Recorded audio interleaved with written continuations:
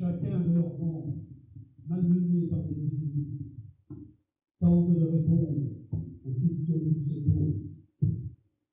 Ces corps responsables de la fuite de la pensée. Ces corps qui ont cristallisé la terreur et l'interdit.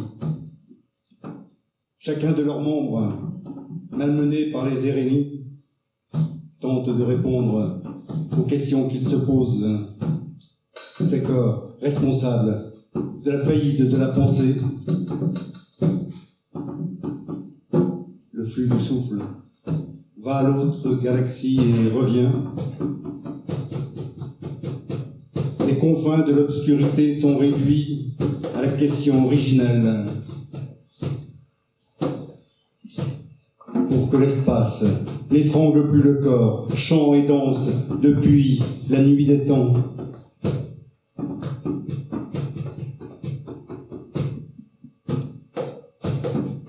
Son regard blanc ne scie pas dans le carré de la nuit.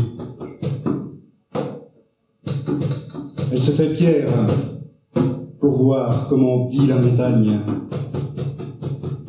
Elle se fait serpent, nuage, nouveau-né, mourante, statue, chose inexistante. Vie et mort à chaque instant. Non pas pluie mais lave du Krakatoa.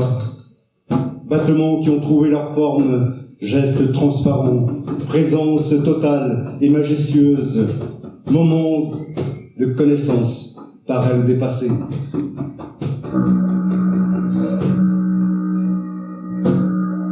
Le vent qui souffle jaune faisait renaître des histoires ineffables. Péripéties préhistoriques.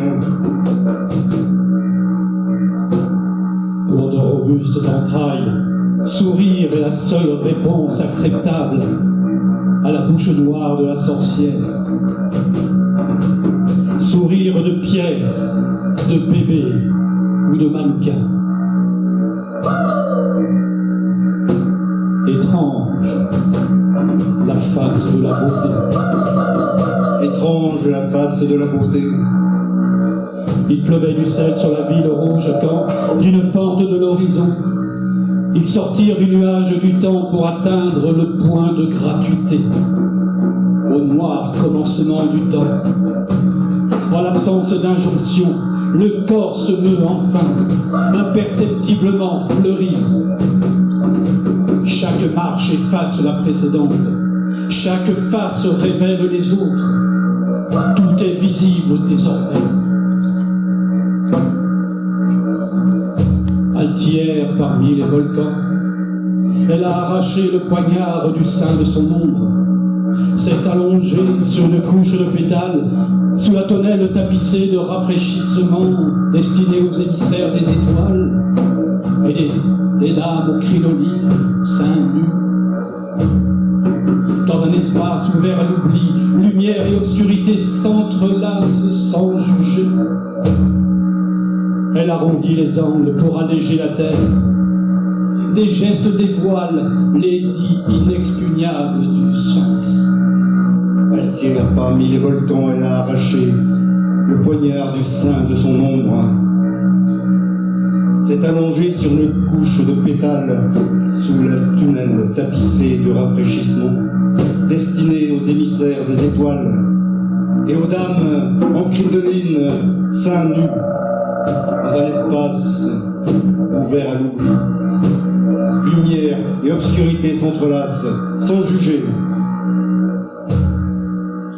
Elle arrondit les angles pour alléger la terre. Des gestes dévoilés, les dits inexpugnables du Sphinx. Le corps se déplie jusqu'au chemin dit d'en haut. Toutes opinions abandonnées, les siennes incluses, en spectateur de la décomposition des faits, de la contraction des désirs. Une joie indéfinie, en mort de cinquième, annule la distance. Immobile, elle traverse l'espace jusqu'au centre.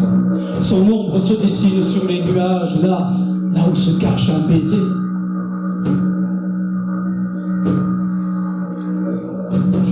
l'apparition de la part exquise et indomptable que chacun possède, face de l'éternelle bonté. La pluie sculpte sur le roc les tresses de l'eau. La pluie sculpte sur le roc les tresses de l'eau. La joie toute puissante abolit la culpabilité. Explosion inaudible, délivrée, le regard ne t'arrête plus. Sur le mur en ruine pousse une fleur. Sur le visage attristé fleurit un sourire, un rire. Un sourire, un rire. De la terre, d'en face.